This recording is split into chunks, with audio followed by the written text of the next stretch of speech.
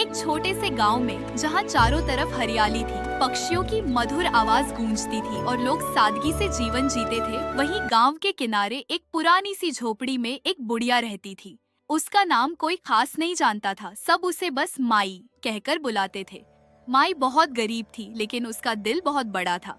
उसके पास पहनने को 2 ही साड़ियां थी, खाने के लिए थोड़ा सा अनाज और रहने के लिए एक टूटी फूटी झोपड़ी।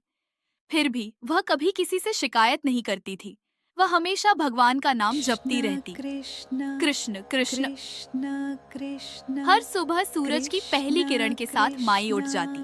वह अपने आंगन को बुहारती, छोटे से मंदिर में दीपक जलाती और भगवान कृष्ण की छोटी सी मूर्ति के सामने बैठकर भजन गाती। उसकी आवाज भले ही बूढ़ी थी, लेकिन उसमें सच्चा प्रेम था। ऐसा लगता था जैसे उसके भजन सीधे भगवान तक पहुंचते हो। गांव के कुछ लोग माई का मजाक उड़ाते थे। कुछ बच्चे उससे बहुत प्यार करते थे। वे अक्सर उसकी झोपड़ी में आते और माई उन्हें छोटी छोटी कहानियां सुनाती। कभी कभी वह अपने हिस्से का खाना भी बच्चों को खिला देती। एक दिन गांव में बहुत तेज सूखा पड़ा। कुएं सूख गए, खेत बंजर हो गए और लोगों के पास खाने को कुछ नहीं बचा। माई के पास जो थोड़ा बहुत अनाज था वह भी खत्म होने लगा, लेकिन फिर भी उसने भगवान का नाम लेना नहीं छोड़ा।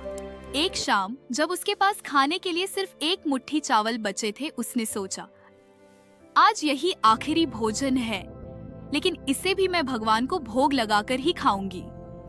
जैसे ही माई चूल्हे पर चावल पकाने लगी, तभी उसकी झोपड़ी के बाहर किसी ने आवाज लगाई, माँ, कुछ खाने को मिलेगा क्या? मैं बहुत भूखा हूँ। माई ने दरवाजा खोला। बाहर एक छोटा सा बालक खड़ा था। माई ने प्यार से पूछा, बेटा, तुम कौन हो? कहाँ से आए हो? बालक बोला, मैं बहुत भूखा हूँ, मुझे बहुत भूख लगी है। माई ने बिना एक पल सोचे बच्चे को अंदर बुलाती है और अपने आखिरी बचे चावलों को पकाती है। माई ने अपने आखिरी चावल उस बालक को परोस दिए। बालक ने बड़े प्रेम से खाना खाया और मुस्कुराया। माई हंस पड़ी। बच्चे को खाना खिलाकर माई खुश होती है। बालक ने उसकी आंखों में गहराई से देखा और कुछ पल के लिए ऐसा लगा जैसे पूरी झोपड़ी में एक दिव्य प्रकाश फैल गया हो। अगली सुबह जब माई उठी तो उसने देखा कि उसके घर में अनाज से भरे हुए कई मटके रखे हैं। उसकी झोपड़ी पहले से मजबूत हो गई थी और चारों तरफ खुशबू फैल रही थी। माई आश्चर्यचकित रह गई। तभी उसे याद आया वो बालक। उसने तुरंत मंदिर की ओर देखा और उसकी आंखों से आंसू बहने लगे। कृष्ण, तुम थे ना? सच्चाई का एहसास उसे समझ में आ गया कि कल रात जो बालक आया था वो कोई साधारण बच्चा नहीं था।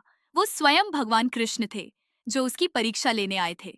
माई रोते हुए बोली, हे प्रभु, मैं आपको पहचान नहीं पाई।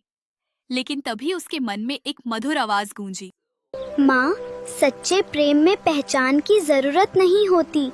तुमने जो किया वो सच्ची भक्ति है। धीरे धीरे ये खबर पूरे गांव में फैल गई। जो लोग पहले माई का मजाक उड़ाते थे, अब उसके पास आकर माफी मांगने लगे।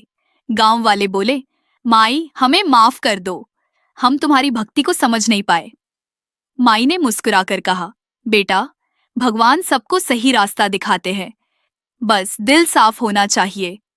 अब माई रोज बच्चों को यह कहानी सुनाती, बच्चों, हमेशा दूसरों की मदद करो। भगवान हर रूप में हमारे पास आते हैं, कभी दोस्त बनकर, कभी अजनबी बनकर।